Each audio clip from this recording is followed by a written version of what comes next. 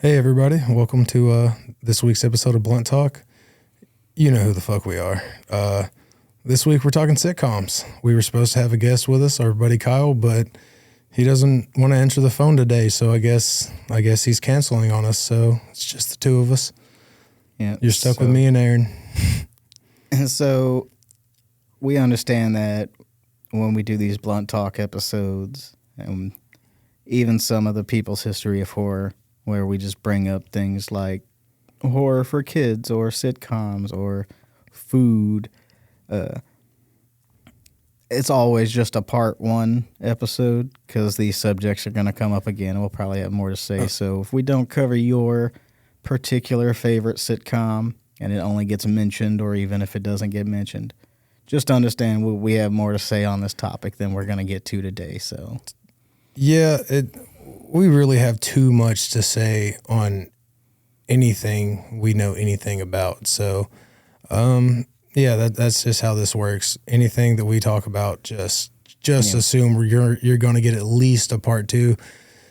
I'm going to be real. Sitcoms, this is going to be a saga. There's no telling how many parts we're going to come back to sitcoms on. yeah, I mean, just wait till we get to like a horror movie episode. Oh my God. It's just, But anyways, so I figured to start us off, get us in the realm that we're talking about, I'm going to just read this list off. I'm glad you came prepared because, I knew we were covering sitcoms. I was like, oh, we've discussed this our whole friendship, man. I got this, got it in the bag. Well, that is going to be... I'm shooting from the hip today. Yeah, most of the episode is going to be just that. But I figured, like I said, to get us in that realm, I'm going to read this list. And this is just the ones that I didn't even look any up. I was just...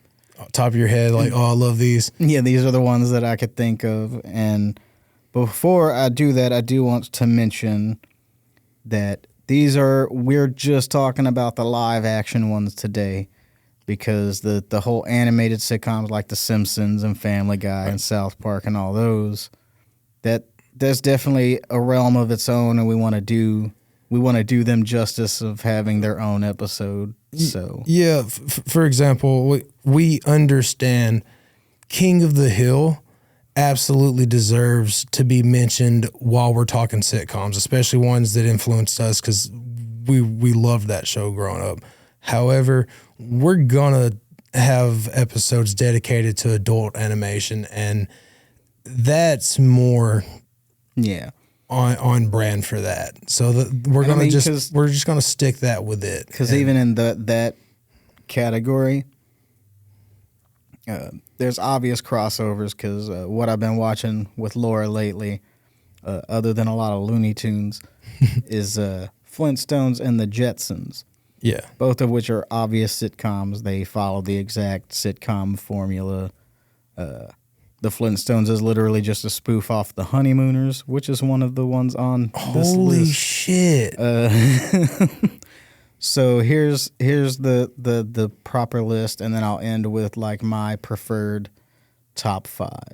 And so this is I feel like that your preferred top 5, that's going to change the more we do these episodes. Probably. Because we're going to start talking about shit, and you're going to be like, oh, I remember how much I love that now. Yeah. And I mean, even making this list, I was like, well, would I put that? I remember doing the quick run through in the backyard before we got here, and I added 3 of them because I was like, these have to be on there because they're in my top. And I've added a couple since then. So, so here's the list: Friends, MASH, Happy Days, The Mary Tyler Moore Show, Cheers, Golden Girls, The Office, Home Improvement, Parks and Rec, Arrested Development, Married with Children, Saved by the Bell, the original, the one that they got the formula from, I Love Lucy,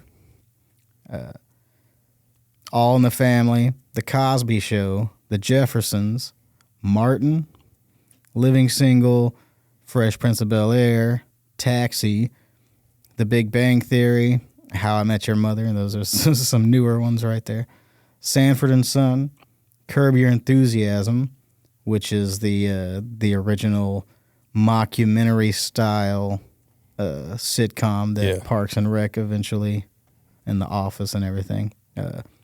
Grounded for Life, Malcolm in the Middle, Roseanne, The Andy Griffith Show, Beverly Hillbillies. One that I remember that I wish had stuck around longer but was only around for one season, Quintuplets. Full House, Boy Meets World, Step by Step, Family Matters, Sister Sister. Those are all ones that Kyle brought to my attention particularly, and then he didn't show up. Hey, those are great additions. I grew up on all of those. Yeah. The Jamie Foxx Show, Third Rock from the Sun. You're welcome. Mad About You. 8 Simple Rules for Dating My Teenage Daughter. But everyone just calls it 8 Simple Rules. Still Standing. According to Jim, King of Queens. Everybody Loves Raymond. The Honeymooners, like I said. The Dick Van Dyke Show. And then these are my top 5 my preferences. Always Sunny in Philadelphia, That 70s Show, Frasier and Seinfeld, and one that is extremely underrated and probably not thought of as a sitcom, but The Munsters is, in my opinion, the best sitcom, but that's for obvious reasons. So those were some of, Munsters is in the group of like what I consider like my starter sitcoms, because I remember as a kid sitting around my mom just being like, all right, guys, you want to watch The Munsters and Addams Family and putting all that on? I didn't put that on the list, but that's definitely... I mean, those are classics, bro. They're great. Like, I absolutely could put them in sitcoms, and they are underrated. But I remember those were the ones when we were little kids, my mom started us on, and we always went back to. Then it was, it was the Andy Griffith show for me. Yeah, Andy Griffith, I Love Lucy. Green Acres. I loved Green Acres, man. And then, we got a little bit older, and it was like, what was the one I might have just mentioned, actually? Was it All in the Family with Archie Bunker? Yeah, All in the Family. Yeah, like, that was my shit, dude. That and the Jeffersons. It was that Norman Lear segment of American sitcoms where it's like All in the Family, the Jeffersons. What was the one? Where was the butler? Man, you say Butler, and I immediately think of my man Joffrey from Jeffries. Is it Jeffrey? I thought it was Joffrey. I thought it was Joffrey's from Game of Thrones. Yeah, man. Ooh. It's not a sitcom. Yeah, no, not at all. Like, no, Jeffrey's way cooler. And I mean, like the hook. So sitcom is just a shortened, version of the phrase situational comedy, and I feel like, obviously you have the situational comedy formula where it's very similar to Stephen King's formula where like normal people in wacky, crazy situations. Either that or it's the opposite. It's wacky, crazy ass people in the most normal, mundane situations. And so, obviously that formula comes from just one of your regular comedy sketches. So like the early days of this, before you even get I Love Lucy and the formula begins to take form, is just comedy skits, like the Three Stooges being the predominant example of that. Oh, Three Stooges was classic. And obviously there's other ones. Even though there's 4 Stooges. Yes. Technically there's 5, but that we'll save that for another episode of like old TV or something. But all that really goes back to people like Buster Keaton and Charlie Chaplin doing their putting a funny person into a situation, seeing what happens. A more modern day version of that would be Mr. Bean. Yeah. Which I don't think you would call it a sitcom. It's more of a sketch comedy where there's different little skits that happen. We don't have a lot of those kinds of shows nowadays, which is a pity because they are a good way. I guess we got stuck with the sitcom. And I think the reason that Seinfeld stands at the pinnacle of the sitcom mountain and has been for a while. Ever since it started, it immediately like shot up. And any list that you go and look at now is going to have Seinfeld either at 2 or 1. Yeah, it's in the top 3 of everything. Yeah.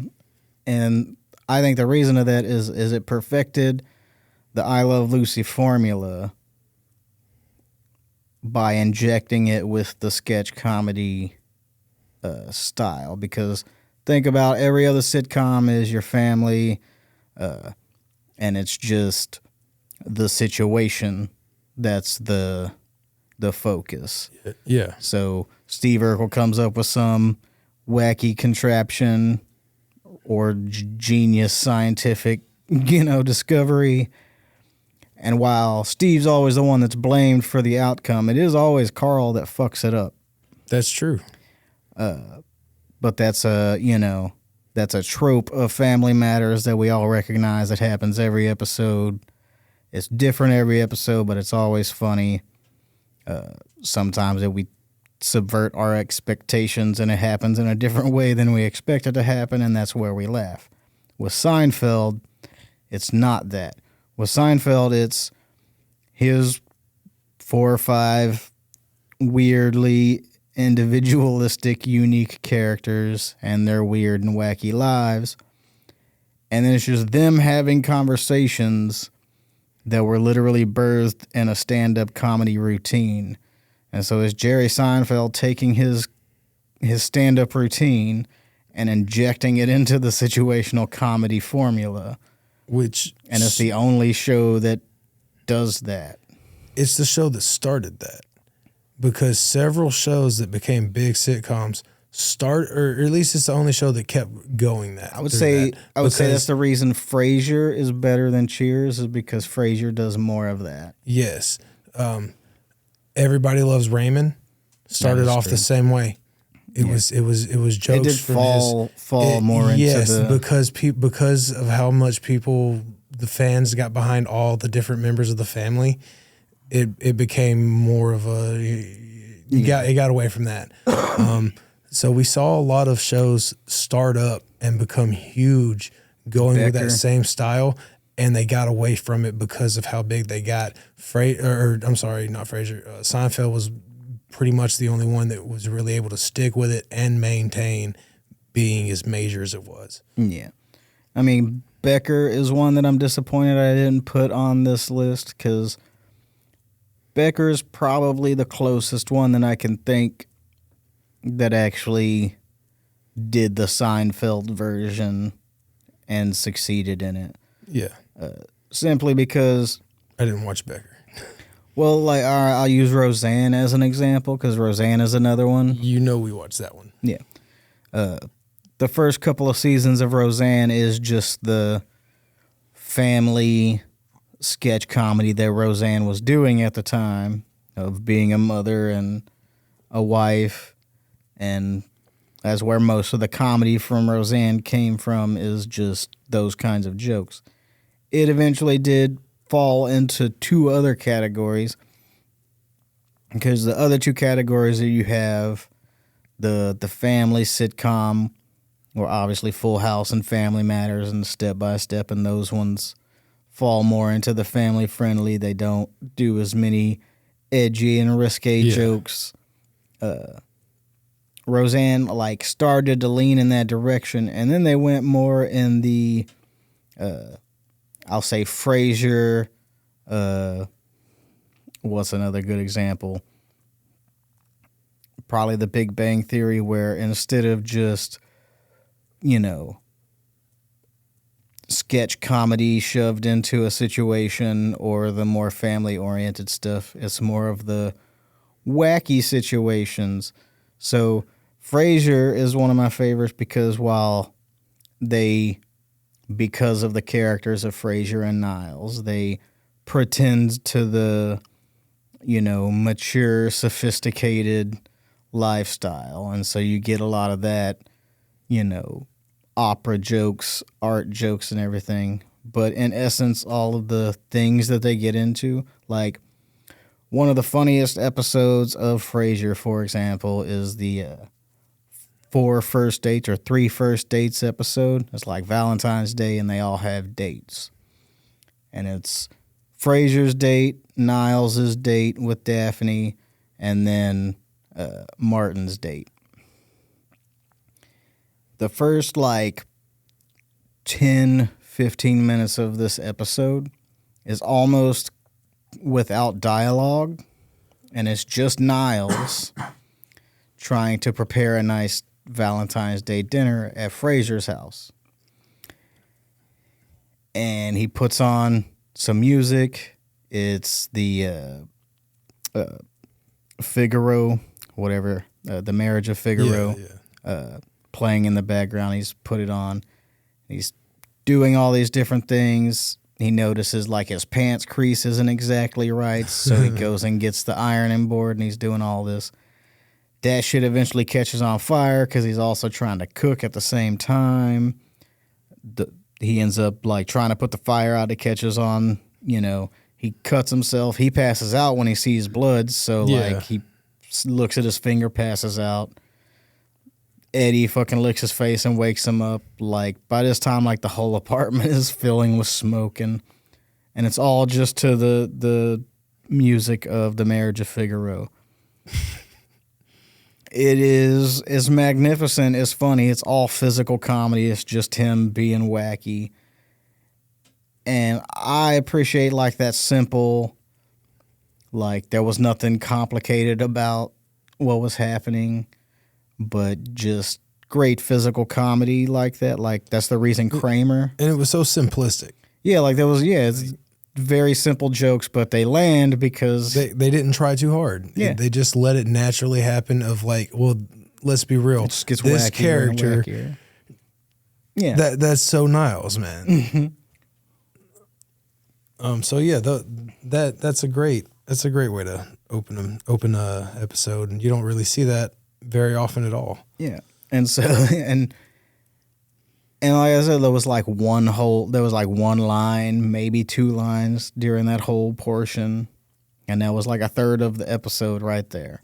Nothing, And I guess like that's probably why Kramer on Seinfeld is such a great character, and the same thing with George, is because they're physical comedians, so they can make crazy faces, look they can weird. really ham it up. Yeah, but they don't lean on that.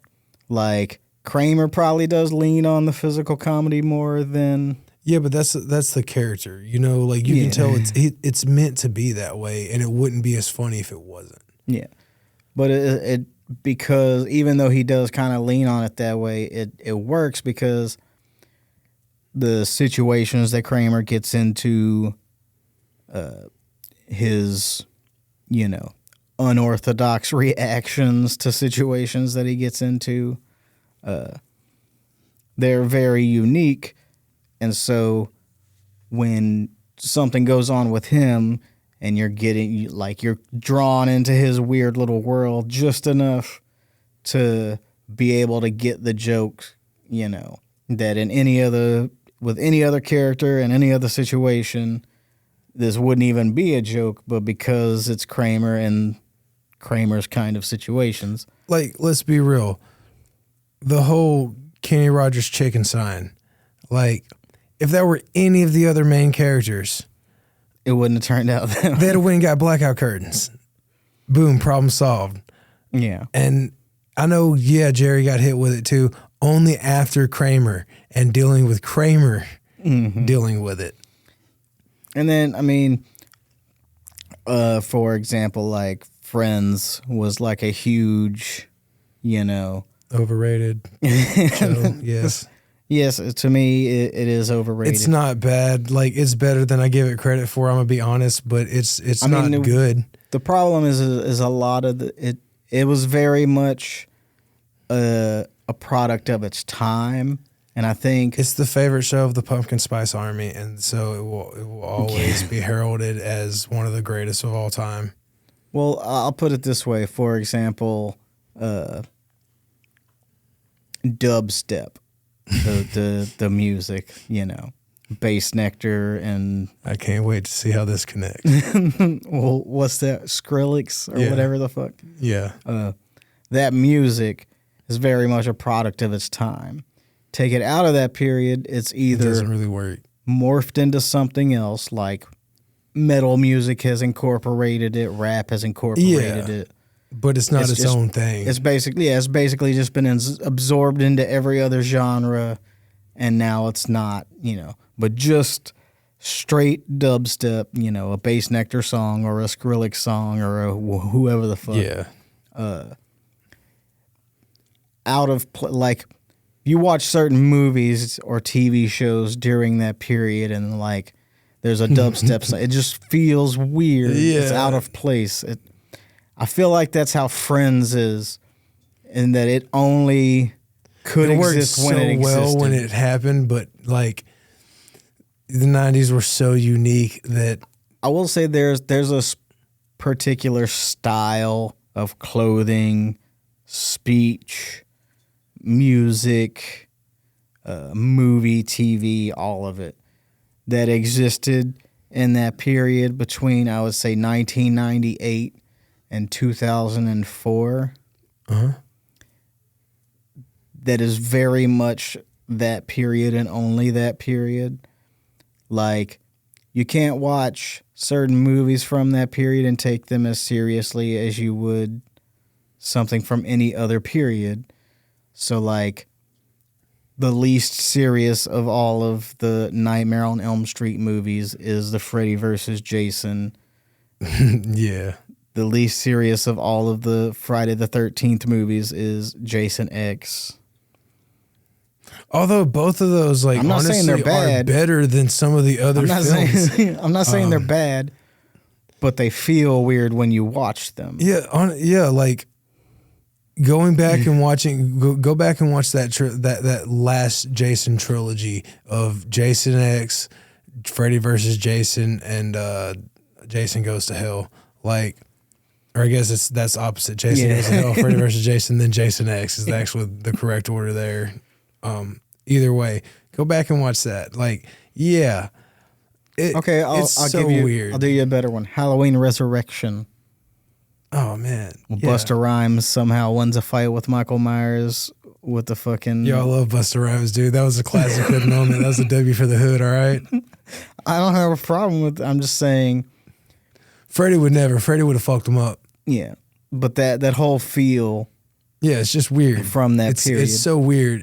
That's when we got like Gilmore Girls. That's when we got the weird adaptations too. Sorry to stay off sitcoms here, but that's when we also started getting a lot of the weird adaptations of like video games that should not be adapted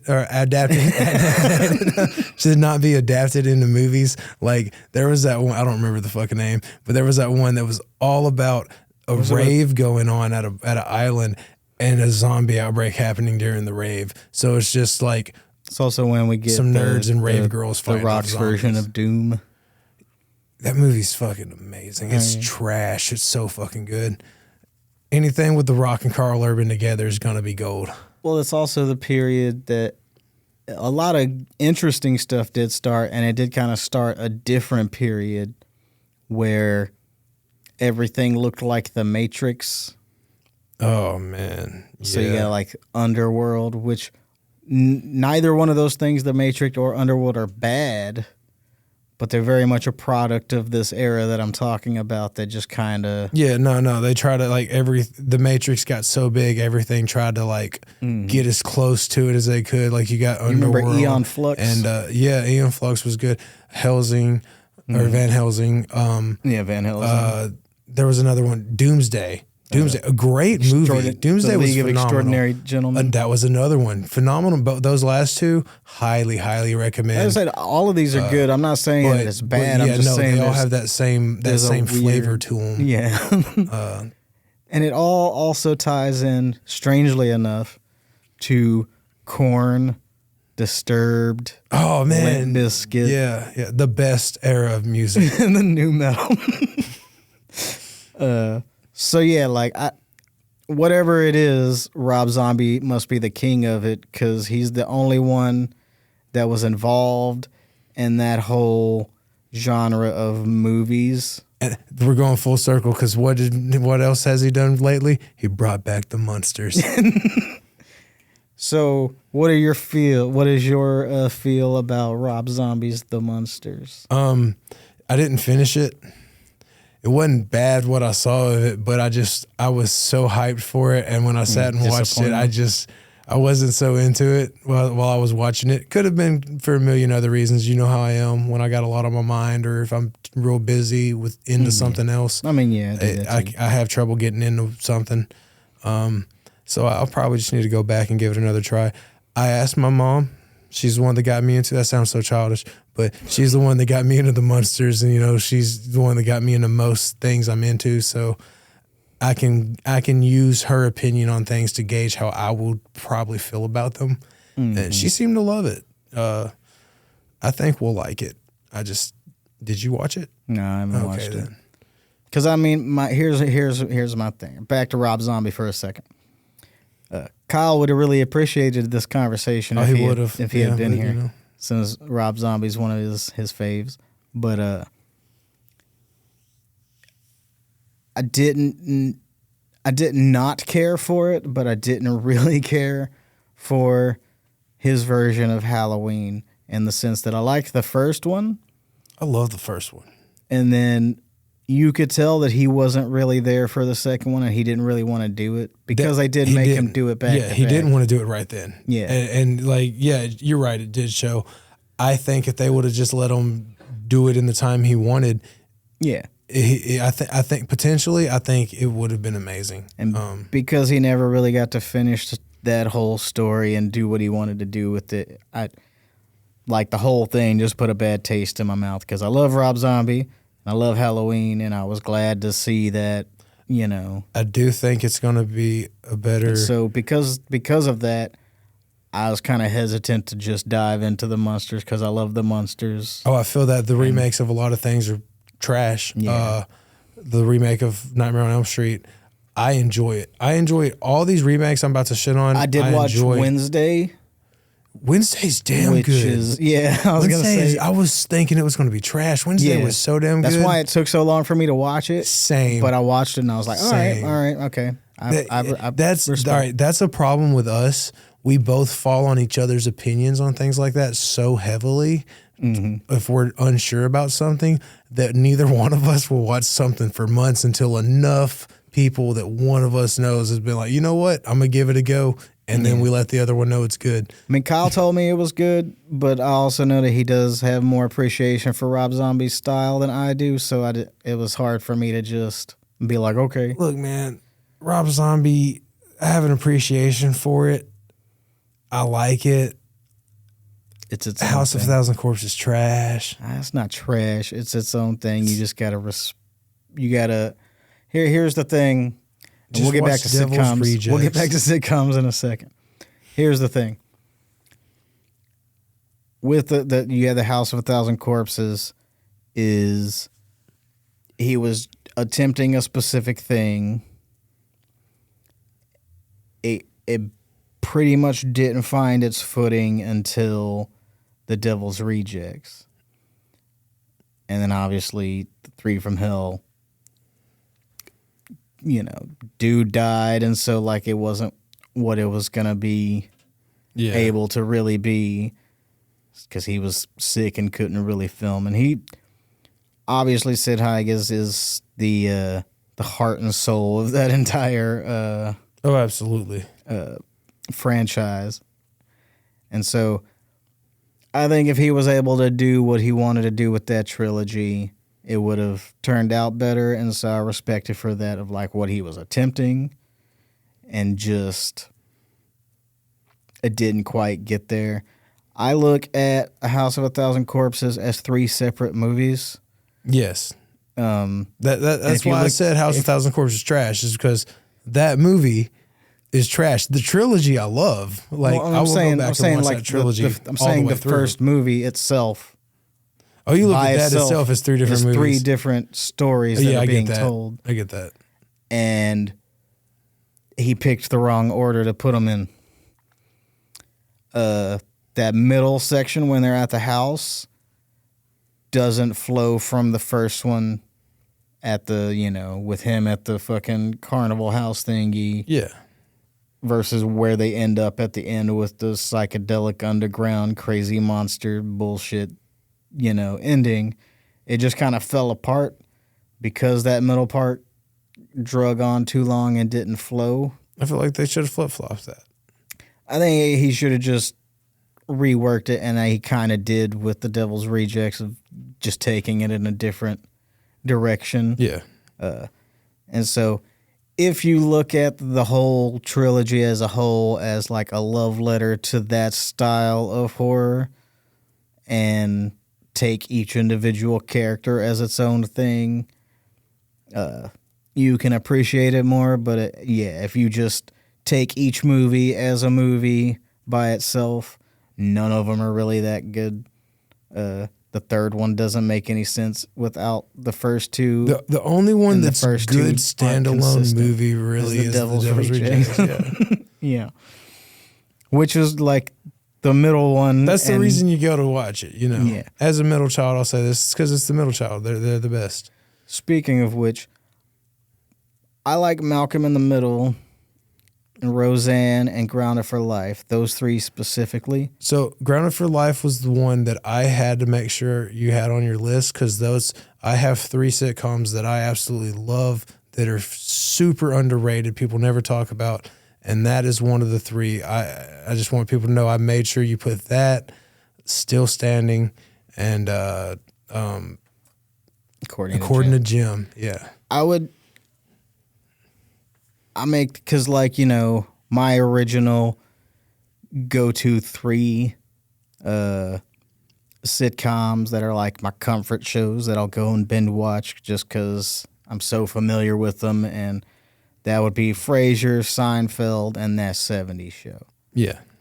They're easy watchers, nothing too complex. No, You can just pop it on in the middle of any episode, and you're there. And so, those are the ones I grew up binge watching before binge watching was a thing.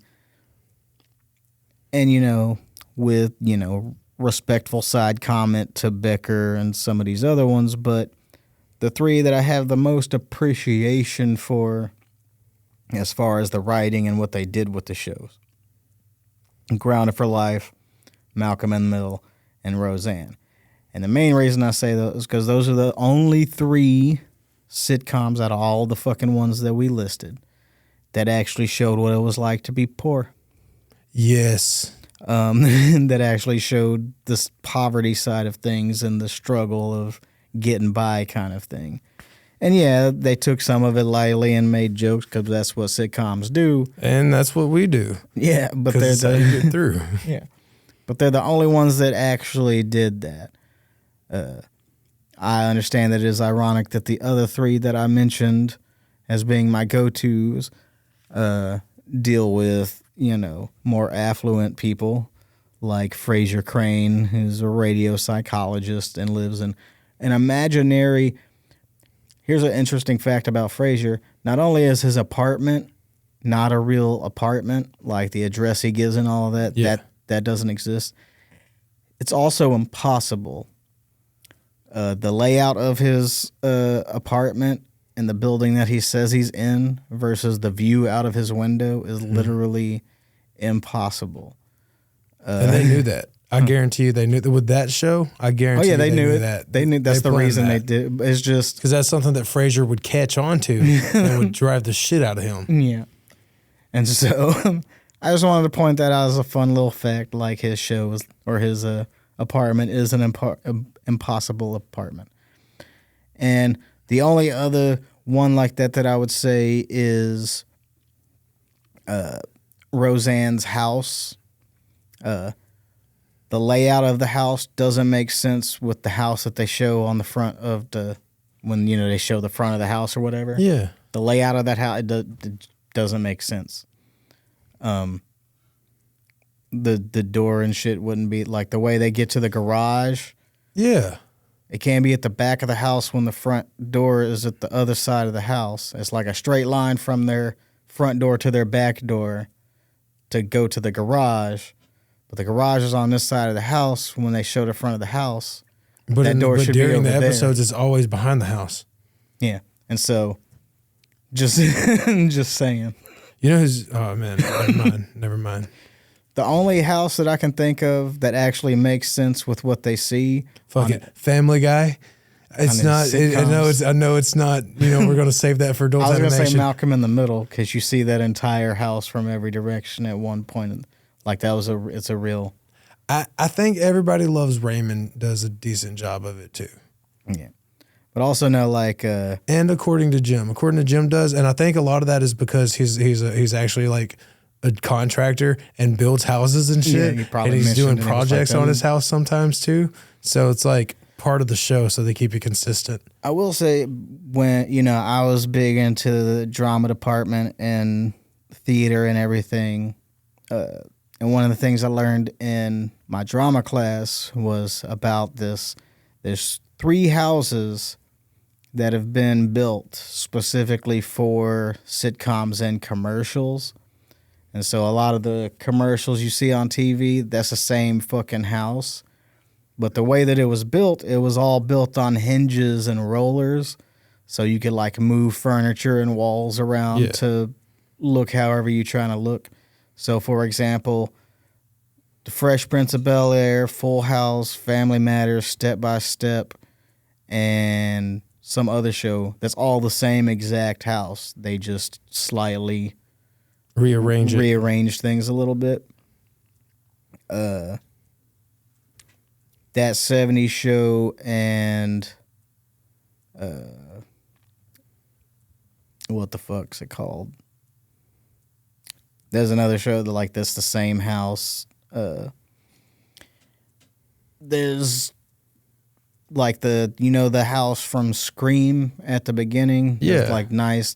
That house. Drew Barrymore's? Yeah.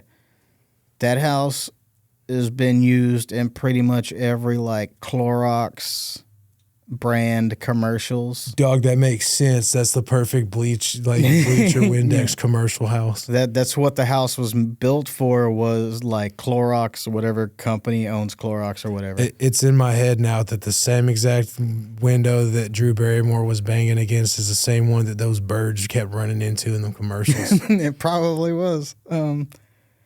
But that's just some fun stuff you learn when you join a theater groups and stuff. But I always thought that because I always had like, the idea that the Full House and Family Matter and Step by Step house was the same house, just because they look so close. Yeah. And the cameras are all in the same spot and everything. And And I also wondered if that was also true about, but it's not because of the way the hallway is set up. Like Jerry Seinfeld's apartment and the apartment from Friends. Those are different. Those are different apartments. Yeah, you can tell. But because isn't the apartment from Friends didn't they actually I know the outside of it's in a legit apartment in New York, but didn't they actually model it after those apartments when they built those? Mm-hmm. Yeah, they try to stay pretty close. Like the everything else was inaccurate as fuck through the show, but I mean they tried to make that as accurate. Well, I mean as possible. they exposed themselves on Seinfeld by having the show be about making a show about nothing. Yeah. And so the set that they used on that episode or whatever was literally just a set that they brought and placed in front of the set that they usually use for Seinfeld, or at least the main set of the apartment. So if there's a specific part of that episode where they're shooting the pilot or whatever, where Kramer's talking to someone and right behind him you can see Jerry's apartment door. Yeah. With the number and everything sitting behind him in the background. So it was literally just they had put the set in front of that set. I always wondered what it would be like to go to a thing all the episodes of this Mama's Family was filmed in front of a live audience. Mama's Family is that one of my favorites, bro. But I used to have seasons 1 through 3 all on DVD. yeah, Mama's Family is definitely one of the, because when It was the best Michael J. Fox show, in my opinion. when I was writing this list that we had of, I didn't think of Mama's Family, but I had been highly disappointed that we hadn't brought up Golden Girls before. We never mentioned The Nanny either. Or The Nanny. Yeah, so we've mentioned both of those in other episodes of our podcast. I have a fucking fridge magnet with the Golden Girls on it, bro. Yeah. Like, we love them. Yeah, and so we'll have to, make it up and make the next sitcom episode like 90% Golden Girls and Nanny. Because those are definitely... And I like this as a topic, sitcoms, because it's such a broad array. Because we had mentioned before, like, the difference between, like, there's clearly a stark difference between a show like Mama's Family and a show like Seinfeld. You have your different eras of sitcoms. You got your classics. That too, but Full House and Seinfeld were on TV at the same time. Yeah, but not just different eras, but your different like your focus audience. Well, it's like I said, you have your edgy sitcoms versus your family sitcoms versus your animated sitcoms versus your teen sitcoms. Because, I mean, I guess Full House is a family sitcom and Saved by the Bell is a family sitcom. But they also have different feel. Like, Saved by the Bell seems more aimed at your teenagers. Yeah. And obviously Seinfeld's not meant to be a family sitcom. And so there's clearly different flavors, and like there's different eras, but at the same time, All in the Family is more edgy than Saved by the Bell, and there's like a 20-year gap between them. That's true. So, and here's one that we didn't mention it before, and it kind of, in a weird way, ties into The Stand. Coach. Oh, I fucking love Coach, man. That guy. So, I know his name, but everything he's in, that's Coach, man. Like, my mom hates whenever she's just like, oh, one of her favorite films for, when me and my older sister are both Craig around T. her. Nelson, by the way. I know, but no, it's Coach.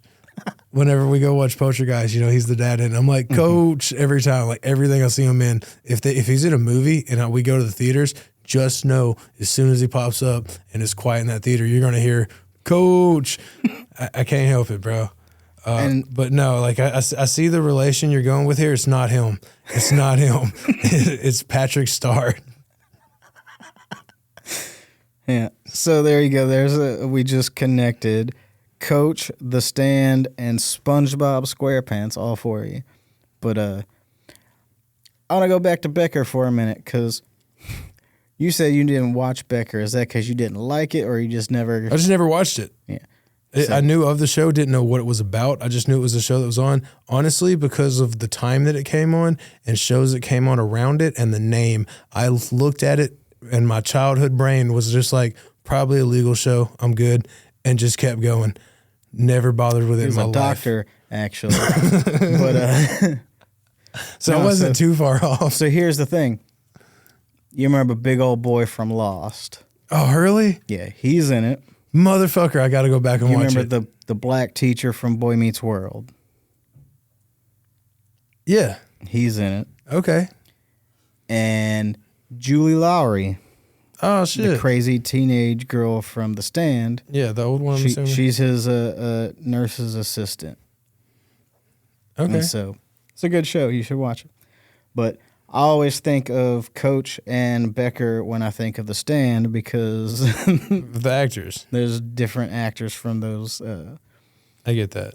And yeah, the guy that plays Tom Cullen in the original Stand is Patrick Star. For y'all that don't know, you're welcome. Yeah, there you go. Go back and watch it now.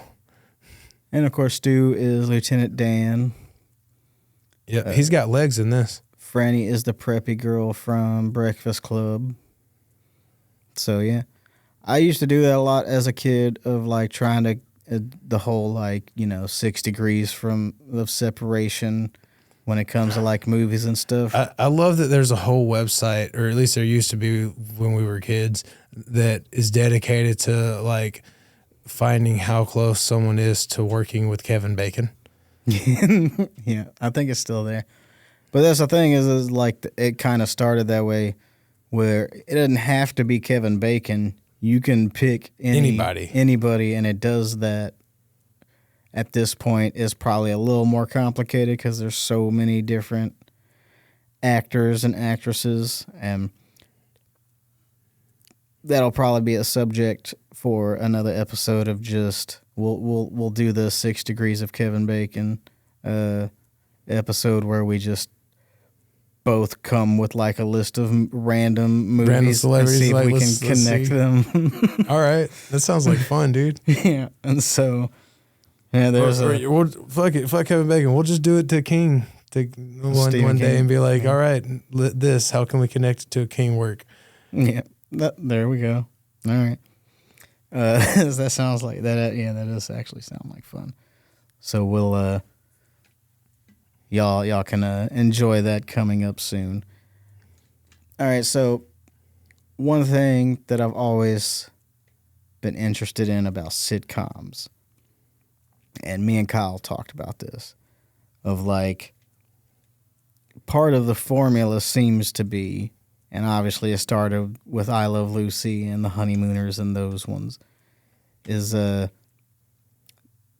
wacky neighbor. Yeah. So obviously with Family Matters you have Steve Urkel or Waldo. I'll say this, like, I was 50-50 on my thoughts on the neighbor in sitcoms growing up. I was either in line of like, there's no way someone's got a neighbor like that. That'd be so cool. Or there's no way someone's not beat the shit out of that guy. But they do. Like, look how many times Jazz has been thrown out of Uncle Phil's house. Yeah.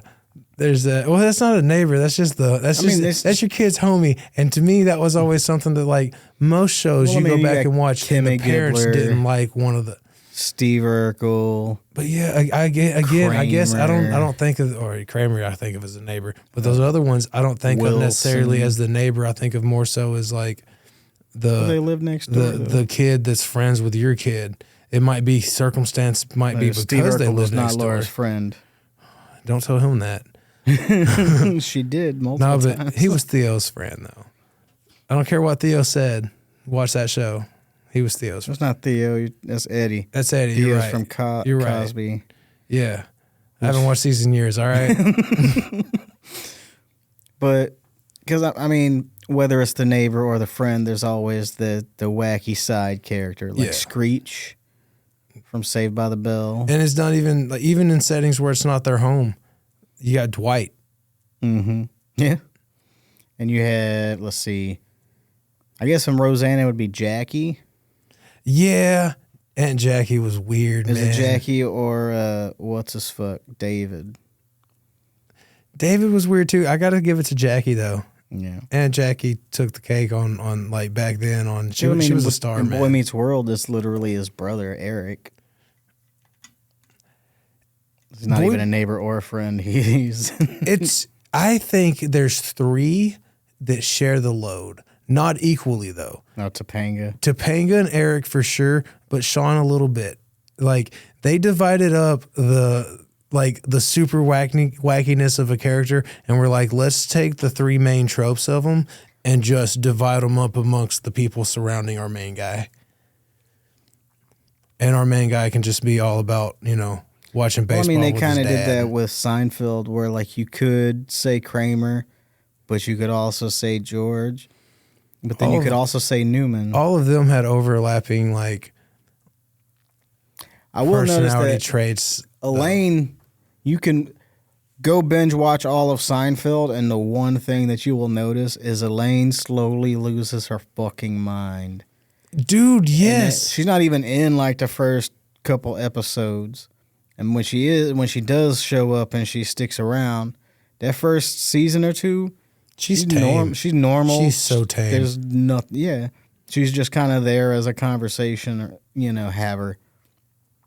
There's no real, and I mean, well, yeah, George gets more wacky and crazy, and Kramer gets more wacky and crazy, but both of them, they started off that way. Yeah, they started off strange and weird. Kramer's name isn't even Kramer in the first episode. I didn't think it was. Yeah, it's like Cussler or some other, Yeah. And so that's an interesting little fact. So this is a question that's related to the wacky side character thing. But all the sitcoms we've talked about and all of those little crazy side friend neighbor characters, which one would you rather have a beer with? Or which one would you end up spending time with, hanging out with more? Wacky side characters. I'm not just sticking with just the ones we've brought up. I mean, I'm just sticking with the trope. As far as sitcoms go. I think it would depend on where I'm at in life. Wilson's going to be a good choice, especially if I'm going through some shit. Because, man, it's going to be some solid advice. I can't remember his name. I can't even think of the actor's name, but from Third Rock from the Sun, the guy that, was it French Stewart? Is that the actor's name? The one with the voice? Yeah. Him. Okay. That would be very entertaining. I would say Wilson, or honestly, I'm going to say Steve, because I'm going to actually take his advice and not do the shit that Carl always does. Because I will always defend Steve Urkel. It's 99.9% of the time, it is not his fault, and he did nothing wrong.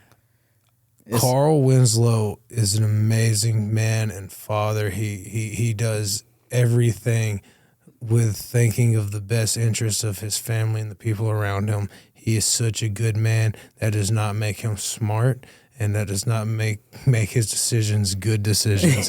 And he fucks things up. Yeah, and I mean, every now and then, yeah, it's something that Steve did and Steve messed up. But even those times, it's often because someone did something to him first. Yeah. Like, he's literally got in trouble for something having been done to him. And so, like, he got thrown through a window, and it was his fault for breaking the window. They tried too hard to point the fingers at Steve Urkel and make him the klutz that they didn't, that affected their writing to the point where it's bad writing. Because it makes no sense for y'all to be mad at Steve Urkel right now. That's true. And I noticed, because I've recently, within the past year, binge watched all of Family Matters. And the whole time I was watching it, that was my thought. Was like, how is this his fault? Yeah. How did he? And so I feel like that's a weak point in Family Matters. And that also makes me say that Steve Urkel might be the one that I would end up hanging out with, because this motherfucker has a time machine, a teleportation machine, a transformation chamber. And when he does transform, built a fucking robot. When he transformed into his cousin, Stefan, he's cool as shit. Yeah. And so, But I need to change my answer, though, the more I sit here thinking about it. Kenny Gibbler? No. Oh, my God, no. Hell no. Although I feel like my answer is probably going to make you laugh just as much. Okay. Sit down and have a beer with. I'm going Blanche because, might get a little sloppy toffee while I'm there.